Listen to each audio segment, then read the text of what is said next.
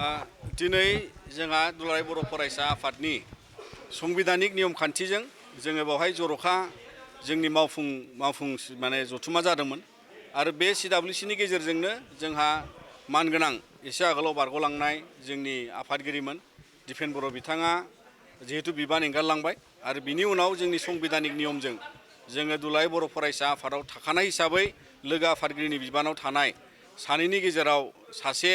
आंखौहाय दिनै बिबान होनाय जाबाय आरो बेखौ लानानै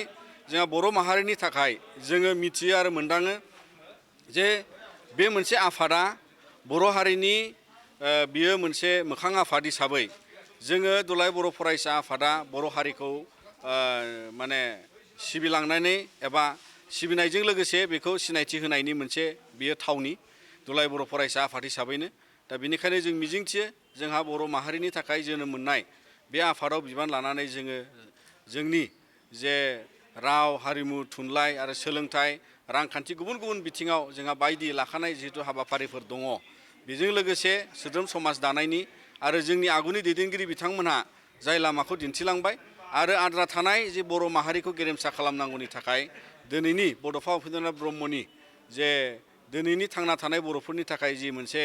मावनायनि थाखाय जि मोनसे बिबान बेखौ जोङो निस्सय फालिलांनांगोन आरो दुलाराय बर' फरायसा आफादनि दिनैनि बे समनिफ्राय जोङो मिजिंथियो जे बर' माहारियाबो जोंनि गुस्लायलु मुगायाव जाहाथे माखासे थासारिखौ खाब जानानै जोंनि माहारिनि मोजांनि थाखाय अराय सानगोन आरो जों इयुनाव ज'यैनो बर' माहारिनि गेरेमसा माहारिखौ हास्थायनानै दावगालांनो हागोन।